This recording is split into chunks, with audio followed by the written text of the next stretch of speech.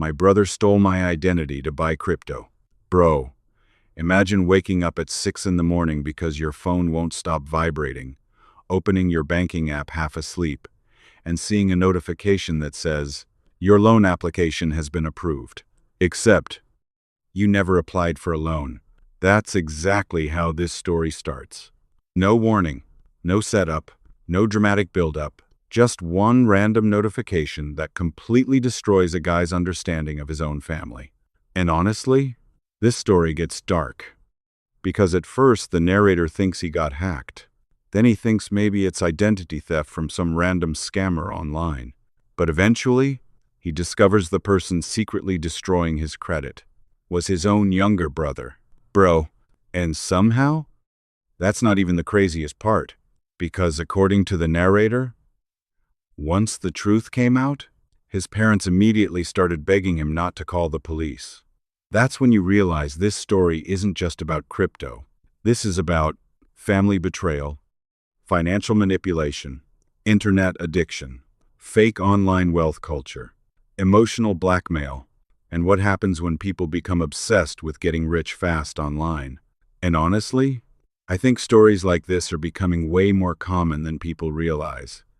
Because social media has convinced millions of people that becoming rich is supposed to happen instantly. Everybody online suddenly thinks they're one crypto trade away from escaping normal life forever. And that mentality destroys people. So, according to the original Reddit post, the narrator says he was 26 years old, normal guy, worked in IT support, lived in a decent apartment, good credit, pretty stable life, nothing flashy. And honestly, that's important. Because stable people rarely understand how dangerous internet gambling culture has become until somebody close to them gets consumed by it. Apparently, his younger brother was the complete opposite, constantly chasing easy money, dropshipping, NFTs, sports betting, crypto Discord groups, online gurus. Bro, you know those people who speak entirely in motivational TikTok phrases? Escape the matrix. Wealth mindset. 9 to 5 is slavery. Apparently, this dude became completely obsessed with that world. And honestly, that entire side of the internet feels psychologically dangerous. Because it convinces struggling people that patience is failure. Everything becomes instant success, fast money, overnight freedom, luxury lifestyle. Meanwhile, most of the people selling that dream are either lying or secretly broke themselves. And honestly, I think fake wealth culture online is becoming one of the biggest psychological scams on earth. So, according to the narrator, his brother started changing dramatically around 2021 during the crypto boom. At first, everybody thought it was harmless. The brother actually made some money early on. And honestly, that's how gambling addictions often start. Small success. Enough to convince somebody they're smarter than everybody else. Apparently, his brother made around $8,000 off some random meme coin. Bro, that's the worst thing that could have happened.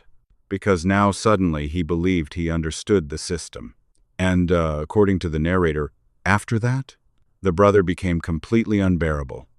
Constantly posting fake entrepreneur quotes, screenshots of gains, rented luxury cars, crypto Twitter nonsense. And honestly, one thing I've noticed about internet money culture is this. People love showing wins. Nobody shows debt, panic, losses, loans, emotional breakdowns. So normal viewers start believing everybody online is secretly getting rich, except them. That creates unbelievably dangerous pressure. And apparently the brother slowly stopped acting like a normal person entirely. Every conversation became about investing, leverage, altcoins, future wealth. Bro, the narrator says it got so bad his brother genuinely started looking down on people with regular jobs. Now honestly, that's one of the scariest effects internet guru culture has on young men. It teaches them stability is weakness. That patience is failure. That realistic goals mean you lack ambition. And eventually people become addicted not to money, but to fantasy. The fantasy of instantly becoming important, That's dangerous. So, according to the story, things first started getting weird when the narrator began receiving random verification texts. Coinbase, Binance, Crypto.com. At first, he ignored them, thought it was spam. But then eventually he starts getting letters in the mail. Bro, this is where the story starts turning into actual horror. Apparently one day he receives a letter about a missed loan payment. Except he never opened a loan. Now imagine that feeling. Your stomach instantly drops. Because identity theft feels uniquely terrifying. It's not just money. It's somebody hijacking your existence. And honestly, modern financial systems make this stuff terrifyingly easy now. Everything is digital. Everything automated. Everything connected. One stolen SSN can destroy years of somebody's life. And apparently the narrator immediately starts panicking, calling banks, checking credit reports, freezing accounts. And that's when he discovers the nightmare. Bro, multiple accounts had been opened under his identity. Loans, credit cards, crypto exchange accounts. And the craziest part? The activity was all recent, meaning somebody was currently using his information. And honestly, this next part felt like a movie. Apparently, while checking the account history, he notices one of the recovery phone numbers partially matched his younger brother's number. Brew, imagine that realization. Like your brain probably refuses to believe it for a few seconds. Because family betrayal feels impossible until it becomes undeniable. And according to the narrator, he still didn't want to believe it. That's another thing people misunderstand about betrayal. Victims usually want an innocent explanation. Your brain desperately searches for alternatives because accepting the truth hurts too much. But eventually he confronts his brother. And honestly, this is where the story becomes insane. Apparently his brother instantly gets defensive. Not apologetic. Defensive. Bro. Huge red flag. And according to the narrator, the brother immediately starts saying things like, "You don't understand. I was going to pay it back. It wasn't supposed to go this far." Bro. That sentence, "I was going to pay it back." I swear every financial scammer says that eventually. Because people convince themselves future success will erase present betrayal. That's gambling psychology. The belief that one massive win will magically fix everything. And honestly, that mindset destroys lives. So apparently the narrator completely loses it. Rightfully, because now he realizes his credit score is collapsing. Debt collectors are calling. Fraudulent loans exist under his name. And his own brother caused all of it. Bro, imagine the emotional whiplash. 1 week earlier you thought your family was normal. Now suddenly your own sibling feels like a criminal stranger. And honestly, that's what internet addiction does sometimes. People slowly stop viewing others emotionally. Everybody becomes a resource, an opportunity, collateral damage. And according to the narrator, his brother eventually admits the truth. Apparently, after losing huge amounts in crypto, he became desperate. Now this is important, because this story isn't really about crypto. It's about desperation. And honestly, desperate people become capable of terrifying things. Apparently, the brother originally thought he could flip the money quickly. Bro, classic gambling delusion. One more trade. One more loan, one more risk, and eventually everything will recover. Except gambling psychology almost never works that way. Losses create panic. Panic creates bigger risks. Bigger risks create bigger losses. And eventually, people become trapped inside lies too large to escape. And according to the narrator, this whole situation reminded him of how weird his brother had been acting for months. Apparently he suddenly had expensive watches, designer shoes, random cash, luxury dinners. Bro, you know what's terrifying? Fake wealth culture online makes fraud look normal now. People would rather look rich temporarily than build stable lives slowly. That's dystopian. And honestly, I think social media rewards appearance so aggressively now that people genuinely destroy themselves trying to keep up. Now this next part genuinely shocked me. Apparently, after the confrontation, the parents immediately defended the brother. Bro, brew. I swear some parents would rather destroy the responsible child completely than force accountability onto the chaotic child.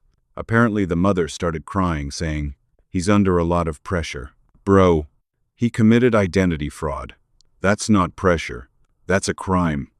And honestly, this is where stories like this stop being about money. Now we're talking about family systems. Because manipulative family structures often revolve around one rule: protect the unstable child at all costs, even if it destroys everybody else. And according to the narrator, the father immediately started saying, "Don't ruin his future over this." Bro, imagine hearing that after your future just got damaged. That's psychological insanity. And honestly, the comments under the Reddit post absolutely exploded here, because people were furious. A lot of viewers said, the parents are basically teaching him crime has no consequences. And honestly, they're right, because once people believe family will always emotionally rescue them, accountability disappears. And without accountability, people spiral. So according to the narrator, things somehow get even worse. Apparently, while reviewing the fraudulent accounts, he discovers his brother had joined multiple online crypto mastermind groups. Bro, you already know where this is going. Fake gurus, luxury lifestyle coaches, millionaire mindset nonsense. And honestly, I genuinely think online financial gurus are psychologically dangerous for vulnerable people, because they sell fantasy, not education. Fantasy. Apparently these groups constantly pushed leverage trading, risky loans, all-in mentality, flex culture, screenshots of fake wealth, and slowly the brother became convinced regular life was failure. That's terrifying, because once somebody starts believing stability is embarrassing, they become willing to risk everything chasing fast success. And honestly, I think millions of young men online are currently trapped in exactly this mindset. That's why stories like this matter. This isn't just drama. This is modern internet psychology. Now, this next section of the story genuinely felt depressing. Apparently, the narrator starts spending weeks trying to repair his identity. Calls, police reports, credit disputes, bank investigations. Bro, identity theft recovery sounds like psychological torture, because you're basically trying to prove your own existence repeatedly. And according to him, the stress started affecting his sleep badly. Anxiety, panic, constant fear every time his phone buzzed. And honestly, financial insecurity rewires people mentally. Once somebody feels financially unsafe, every future plan suddenly feels unstable. That kind of stress destroys mental health. Now, this whole story reminded me of something that happened to one of my friend's cousins in Arizona. No joke. Apparently, his younger brother secretly used his information to open sports betting accounts. At first, small amounts, then bigger, then loans. And eventually, the guy discovered almost $18,000 of debt under his name. Bro, and the craziest part? The family still pressured him not to report it. Because apparently, family handles problems privately. Bro, that phrase ruins lives. Sometimes protecting family really means sacrifice yourself quietly so nobody else faces consequences. That's toxic. And honestly, I think a lot of people listening right now have experienced versions of this dynamic. Maybe not fraud, but emotional pressure to stay silent while somebody hurts you. That's unbelievably common. So, according to the narrator, eventually he reaches a breaking point. Apparently after another argument, his brother actually says, "You act like I killed somebody." Brew. That line alone says everything, because now we're seeing complete emotional disconnect. The brother genuinely minimized destroying somebody's financial identity. And honestly, internet gambling culture desensitizes people. Once everything becomes numbers on screens, people stop emotionally understanding consequences. Debt becomes abstract. Fraud becomes temporary. Loss becomes part of the grind. That mentality is terrifying, And according to the narrator, the final breaking point happened when debt collectors started contacting his workplace. Bro, imagine your professional life getting damaged because of your sibling's addiction. That's devastating. And honestly, this is where the story transforms from betrayal into complete collapse. Because now the narrator realizes nobody in his family actually intends to protect him. They only want to contain the chaos. That realization changes people permanently. And honestly, I think responsible children in dysfunctional families experience this moment eventually. The realization that family loyalty only exists when they're the ones sacrificing. That's brutal. So eventually, according to the story, the narrator files official fraud reports. And apparently the family absolutely loses their minds. The mother crying, the father furious, the brother panicking. And honestly, I knew this was coming, because dysfunctional families often treat accountability like betrayal. The person exposing the damage becomes the problem, not the person causing it. That's manipulation. And apparently extended family members started getting involved too. Aunts, cousins, family friends. Classic toxic family move. Suddenly everybody pressures the victim to keep peace. Bro, peace built on silence is not peace. It's emotional hostage negotiation. And honestly, I think that's why so many people eventually go low contact with family. Not because they hate them, because they're exhausted. Exhausted of constantly being expected to absorb damage quietly. And according to the narrator, years later, he still struggles trusting people financially. And honestly, that makes perfect sense. Because identity theft by family destroys something deeper than money. It destroys psychological safety. If your own brother can secretly weaponize your identity for profit, how safe does the world feel after that? And honestly, the saddest part of this entire story might be this. The brother probably originally believed he was temporarily borrowing opportunity. That's the scary thing about delusion. People convince themselves future success will justify present betrayal. But eventually, fantasy collides with reality. And reality always wins. Anyway, guys, let me know in the comments. Would you report your own sibling for identity theft? Because honestly, the longer I thought about this story, the less it felt like a crypto story. And the more it felt like a warning about what happens when internet fantasy completely replaces reality. And if you enjoyed the video, subscribe for more Reddit stories, relationship drama, internet horror, scam investigations, and psychological rabbit holes. And remember, sometimes the people closest to you know exactly how to destroy your life, because they already know what you trust most.